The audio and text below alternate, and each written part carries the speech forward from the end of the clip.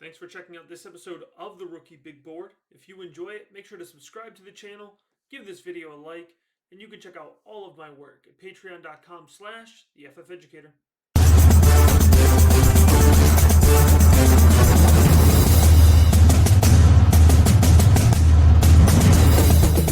This is a Devy mock draft episode. Yes, we're digging into the Devy side of the game because right now, Devy Fantasy Football player value is the wild, wild west.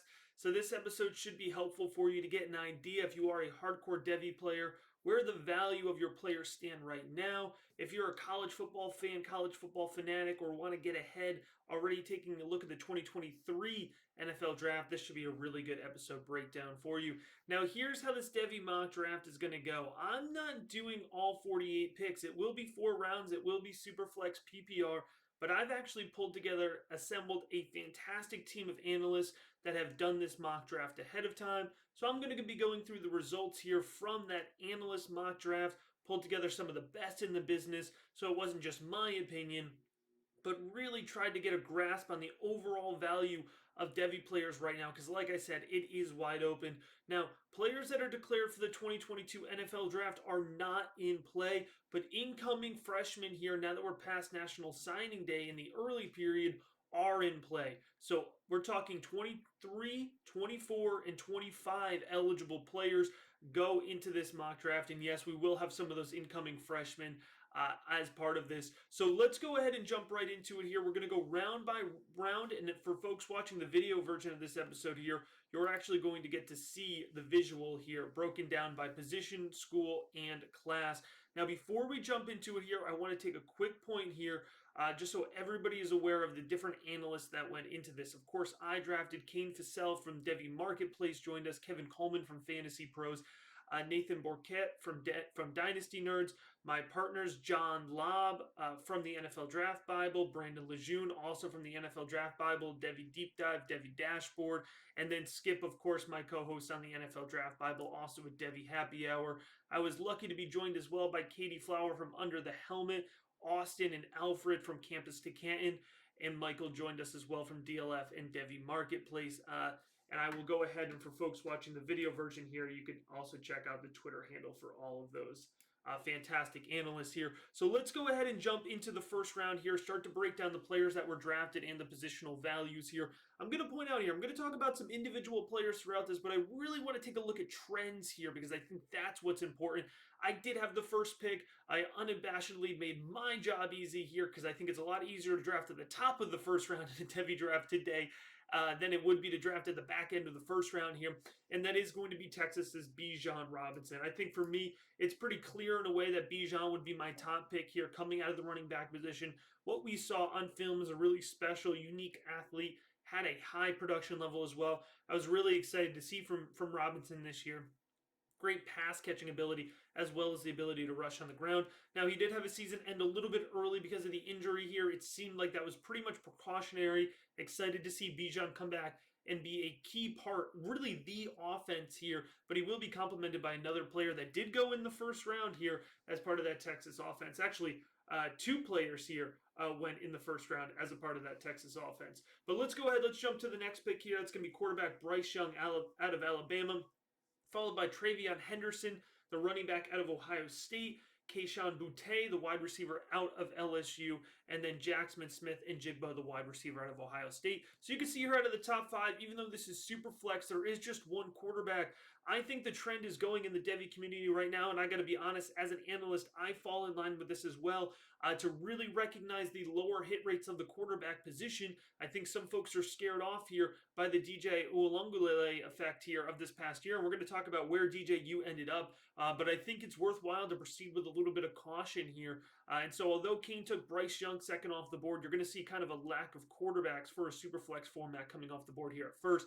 I think TreyVeyon Henderson, who came off the board at 103, is not far behind Bijan Robinson. If you wanted to take TreyVeyon over Bijan, I wouldn't blame you.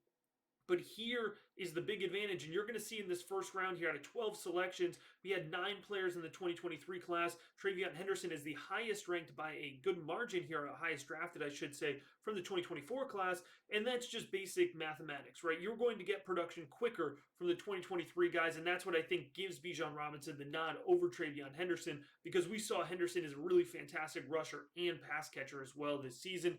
2 wide receivers go off the board here, 2 out of just 3 that go off the board in the first round. Kayshon Boutte out of LSU, despite missing the entire 2021, or I shouldn't say the entire. He played the first 6 weeks. He missed the entire second half of the college football season. Now, it might be fascinating for some to know, or potentially sad for some LSU fans to know, that Kayshon Boutte, despite playing just 6 weeks of the season, actually led LSU in receiving yards and touchdown receptions. I believe it was about 550 receiving yards and 6 touchdowns, if I'm remembering correctly here off the top. Now, that might say more about the state of the LSU offense this season than it does about Kayshon Boutte, but still an encouraging sign from Boutte. It was an early season injury. I think right now we're projecting him to be back in time for summer camp and be back in time for the regular season. And I think Boutte is on track to be a first-round NFL draft pick. Jaxson Smith-Njiba really showed up as the other wide receiver in the Ohio State offense, and in some weeks he made a bigger splash and a bigger impression in terms of athleticism, route running ability, handwork than Chris Olave and Garrett Wilson. And we're talking about huge volume opportunity here in vacated production with Olave and Wilson heading to the NFL. Jaxson Smith-Njigba in kind of a plug-and-play offense, right? C.J. Stroud is going to be back running that offense again, and Njigba is just going to be the absolute beneficiary of that. Working down the board here, the next few picks, you have Jahmyr Gibbs, the running back, currently in the transfer portal. Tank Bigsby, the running back who entered the transfer portal and now looks like he is safely heading back to Auburn. And then Caleb Williams coming off the board here at 108. So we do have that second quarterback. Now, I think it makes a lot of sense that Brandon Lejeune took Jahmyr Gibbs here at 106 and that Jared took Tank Bigsby right off the bat here, right following quickly behind him. It's interesting because these two running backs offer very different skill sets, with Jahmyr Gibbs having a little bit more of that PPR upside, a great pure runner as well. But Bigsby really showed the ability. He started off a little rocky compared to what we saw of him as a true freshman, but I think as he got used to that Brian Harkin offense here, remember, new coach there at Auburn in the first year, as he got used to that, I think we saw the old Tank Bigsby come back here. So more of an in between the tackles power rusher here, but both very good running backs for different reasons. Of course, we're hoping Jahmyr Gibbs lands in a high octane offense, specifically one that could complement his pass catching ability. For me personally, maybe specifically one where he could be wearing a bright shade of orange, but that's a little personal bias there. Moving down the board here, we have Jason McClellan at 109, taken by Katie Flowers. So that's a running back out of Alabama. Next running back up there. I loved what I saw out of McClellan. His size and athleticism, that combination is really special. Now, it was limited what we got to see of him because of the injury that ended his season early, but assuming he's coming back 100% fully and healthy, he could be that next Alabama running back to really take a huge leap and push first-round draft stock here. Now, we have a couple of 2024 players rounding it out here. Austin took Quinn Ewers at Texas here. Now, I should point out, we did this draft when Ewers was still in the portal, and I don't know how Austin feels. I don't want to speak on him. I was certainly excited from a Campus to Canton perspective at the potential here of Ewers landing at Texas Tech. He will land at Texas, which is great if you think about the quarterbacks that Sark has developed at Alabama, at USC. And so it is still a really good sign for Quinn Ewers. For those who aren't familiar, Ewers was the #1 rated prospect originally, would have signed in the 2021 class, reclassified to take advantage of the NIL deal, was at Ohio State, and he chose Ohio State the last minute over Texas, and then he entered the transfer portal at the end of the season with Ohio State after not really playing, and ends up playing for Texas again. I think for most folks, it's pretty presumed that he's going to come in, win that quarterback battle, and take the reins of that offense right off the bat. A very, very high rating. I believe he had a perfect rating, if I'm remembering correctly, from 247 Sports, which is a very rare thing to have. And then Xavier Worthy here, coming off the board at 112. If you want a value, it's Xavier Worthy at 112. I might have taken Xavier Worthy at 105, where John took Smith-Njiba. I loved what I saw out of Xavier Worthy. Over 1,000 receiving yards as a true freshman, but past that, explosive off the line of scrimmage, great release off the line of scrimmage, excellent hands, fast, great downfield acceleration, really spreads the field. In an offense that struggled at the quarterback position, Xavier Worthy really stood out, and I think that says a lot about his skill set. So that's the first round here. Quick recap: Bijan Robinson, Bryce Young, TreyVeyon, Henderson, Kayshon, Boutte, Jaxson, Smith-Njigba, Jahmyr, Gibbs, Tank Bigsby, Caleb Williams, Jace McClellan, Quinn Ewers, Zach Evans, and Xavier Worthy. I think I actually missed pointing out that Zach Evans went at 111. Quinn Ewers was 110. Xavier Worthy was 112. So I think these are the guys for the most part here that are going to define the top of your drafts if you were to have a Devy draft right now. But of course, these values are going to swing wildly here as we head into the offseason. All right, so jumping into round two here, coming off the bat, we have Sean Tucker, the running back out of Syracuse. Potentially nobody helped his draft stock more than three-star Sean Tucker, who came out and had a highly, highly productive year for the Syracuse Orange this season. Followed by C.J. Stroud at 202, Will Shipley at 203, Spencer Rattler at 204, Skip Newton selected Donovan Edwards at 205, and then Jared Wackerly rounded out the first half of the second round here, taking Donovan Edwards. A lot of players I really like here. I'm going to hone in on Will Shipley. I think what we saw from Will Shipley was a really versatile PPR type back. He showed the ability to contribute to the running game and the passing game, and he did so as a true freshman here in an offense that struggled. And so for me, I could see Dabo building this offense around Will Shipley, especially as questions around the quarterback position may continue into next season. I think Shipley could absolutely eat in his true sophomore year, so I'm really excited about him. I love that value there at 203. Spencer Rattler is going to be an interesting one. Again, we did this draft when Rattler was still in the portal as well. I think some folks may have soured a little bit on Rattler landing in South Carolina. There's a couple different ways you can look at this here. One, we are pretty confident he's not going to lose out the job in South Carolina, right? And here's the bottom line, and here's why I like this pick by Katie. This is what's really important to me and what I've been saying about Rattler the whole time. I had a lot of questions about Rattler's mental processing and decision-making going into the season, but here's the bottom line. Going into the season, he was still right up there at top of the rookie big board because he has the tools. That's what's going to get you drafted in the NFL. We know that he has the tools. Even if Spencer Rattler had continued to struggle with decision-making and mental processing and had finished out the whole season as a starter for Oklahoma, he'd be going in the first round in the 2022 NFL Draft. I have no doubt about that. So all Spencer Rattler has to do is go out and be successful, be good. He doesn't have to be great because the NFL is going to draft his tools. I think it says a lot about Spencer Rattler that he wanted to step up and take on the SEC in that competition that comes with South Carolina. He didn't opt into the Pac-12. He didn't opt to stay in the Big 12, where he may have had an easier time facing opposing defenses. So I think Rattler has a lot to gain here, and I think it's still good value in a Superflex draft to take him at 204. I'm a big fan of Donovan Edwards. I loved what we saw from him, and I think as Haskins heads to the NFL, there's going to be even more opportunity for Donovan Edwards to be the absolute dude in that Michigan offense next year. So very excited about Donovan Edwards. And of course, I love Michael Mayer. I profess my love for him as a tight end. He is tight end one in Devy right now for me. And Brock Bowers isn't far behind, and he's not far behind on this draft because he goes 207. Jordan Addison, who ends up being the wide receiver of the year, according to College Football here, goes at 208 from John Lott. We have DJU coming off the board at 209. There's the fall from DJU. He was a preseason 101, 102 for many folks, and I'll count myself in there. I had him in there. So a little bit of a lesson learned there about QB hit rates, but also taking into account that I don't think we could have really projected what we saw from DJU. The tools were there. He looked good in limited opportunity back there in that 2020 season. So I think it's just time to take a step back, reevaluate him, lower his stock, but don't write him off completely. That's where I'm at with DJU.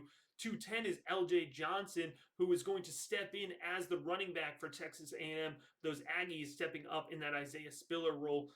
And then we're going to take on Quentin Johnson here, the wide receiver for TCU, as well as Mario Williams, the wide receiver for Oklahoma. I love that Mario Williams pick. It was my pick, so I'm a little bit biased here. It seemed to be a little bit higher than most folks on Mario Williams, but I liked what I saw out of the true freshman. Switching quarterbacks there, I thought he clicked very well with Caleb Williams, and so I think he's going to continue to play well.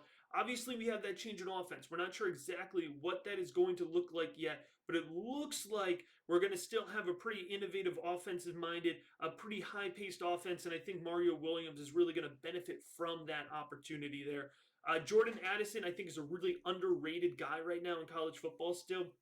If you're able to make trades in your Devy leagues, I think now is the time to get Jordan Addison.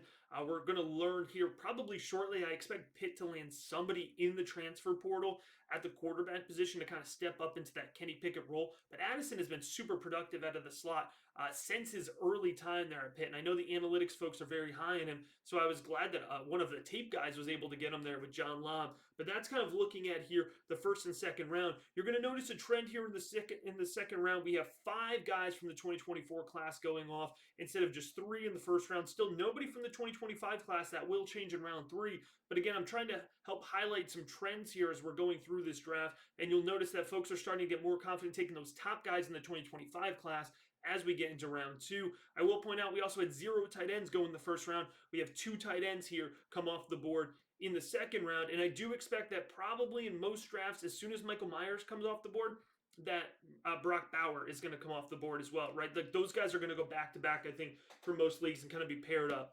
Because there's a big tier break at the tight end position after that. All right, let's go ahead. Let's jump into the third round here. Raheem Jarrett, the wide receiver out of Maryland. Starting us off at 301, Braylon Allen, the running back who had a huge season, a huge jump this year, stepped into the role that most folks thought Jalen Berger was going to do.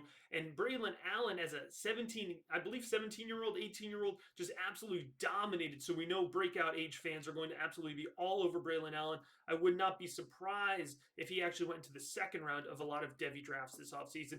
Marvin Harrison Jr., wide receiver out of Ohio State, coming off the board at 303. Phil Dracovic, the quarterback out of Boston College, at 304. Gary Bryant Jr., the wide receiver out of USC, at 305. And at 306, it's Josh Downs, the wide receiver out of UNC. So here's a really interesting trend.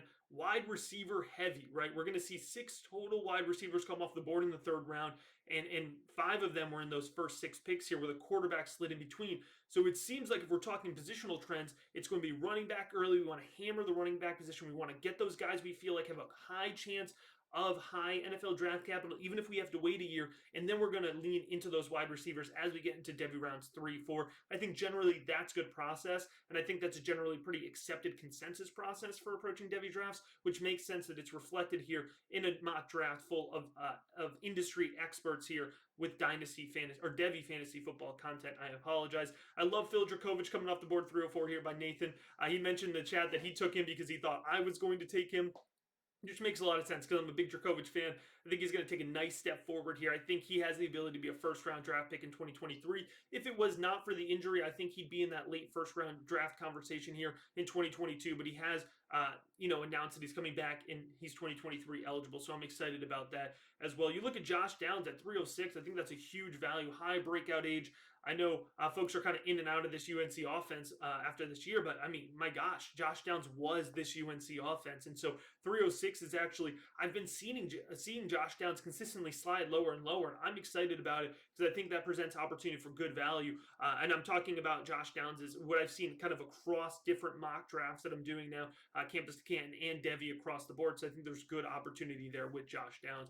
Moving down the board here at 307, we have Emeka Egbuka out of Ohio State, the wide receiver here, 2023 class. Raheem Sanders, the running back out of Arkansas here, had a really great first season for the Razorbacks. Kendall Milton, the running back out of Georgia. Next guy up here is Jahmyr White and James Cook.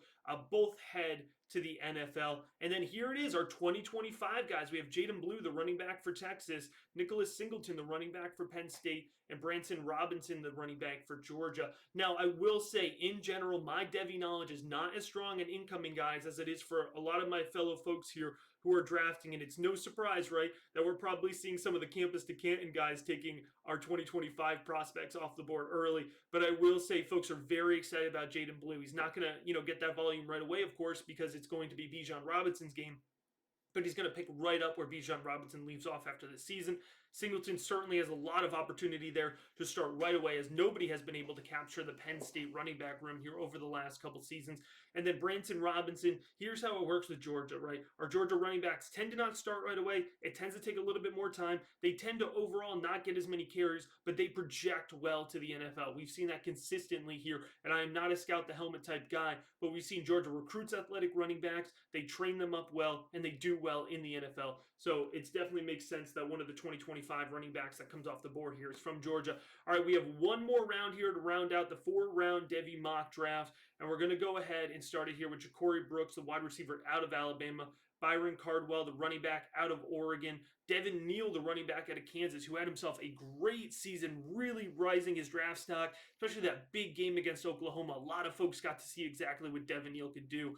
And so I love that pick there at 403. Mayan Williams at 404, the running back for Ohio State, who's going to be rotating there more consistently, I imagine, with TreyVeyon Henderson coming into next year. Evan Stewart, the incoming wide receiver out of Texas A&M 2025 class. Evan Stewart, the big TikTok star. A lot of fans were, a lot of just general college fans were a little disappointed that Evan Stewart went to Texas A&M because they're not known for being the best wide receiver fit. But Evan Stewart is an exciting prospect, highly athletic. A lot of folks are really excited about what Evan Stewart can do, and hopefully there, with the incoming quarterback Weigman for Texas A&M, it could turn into a little bit more of a high-octane offense. I know Jimbo Fisher has spoken to wanting to have more of that offense, but it has really run through the ground the last couple seasons. So Devy fans want it just as much as Jimbo Fisher, and I'm sure Texas A&M fans want it.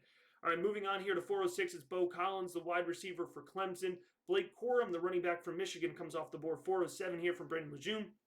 Devin Achane, the running back for Texas A&M, comes off the board here at 408. 409 is Corey Kiner, the running back from LSU. Ajayi Hall is 410 out of Alabama. JoJo Earl, his teammate, comes off the board, wide receiver out of Alabama at 411. And I rounded out the mock draft with Tyler Buckner, the quarterback from Notre Dame. Now you'll see here one more member from the 2025 class, so just 4 players from the 2025 class drafted in the top 48.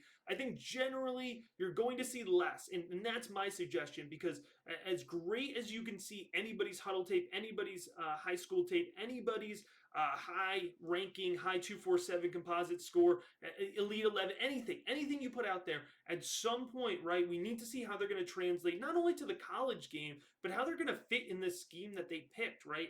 And so I tend to be a little bit more reserved, a little bit more cautious when it comes to drafting 2025 guys or anybody that you haven't seen at least some at the college level before. You don't have the clearest picture of when they're going to play or where they're going to fit into a scheme. So I think it makes sense that only 4 of those guys went off the board here. You'll see quarterbacks.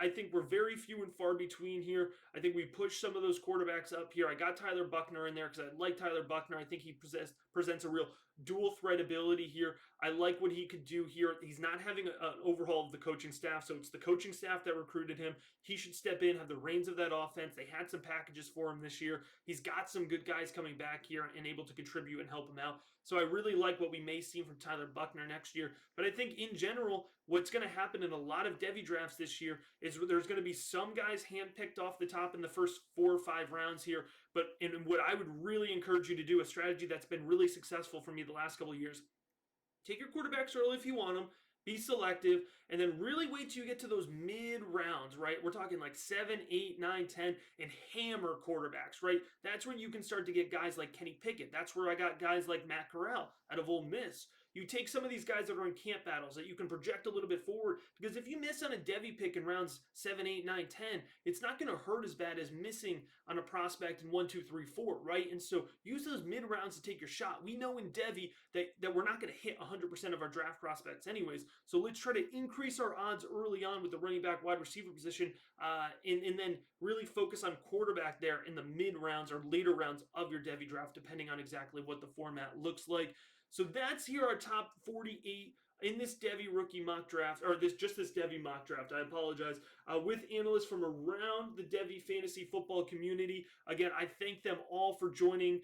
Kane Fassell out of Devy Marketplace, Michael also from Devy Marketplace, Kevin Coleman from Fantasy Pros and Triple Play Fantasy, Nathan from Dynasty Nerds, my co-workers there, John Lobb, Brandon Lejeune, and Skip Newton, Jared Wackerly also from Dynasty Nerds, Katie Flower from Under the Helmet, as well as Austin and Alfred from Campus to Can. I appreciate you checking out this video here. If you want to get access to my Devy rankings here, they are currently in overhaul position. So in early 2021, they're going to get a big overhaul and fuse the 2025 class in there. If you want to get access to that, it's patreon.com/theFFeducator. And as always, I appreciate you checking out this episode.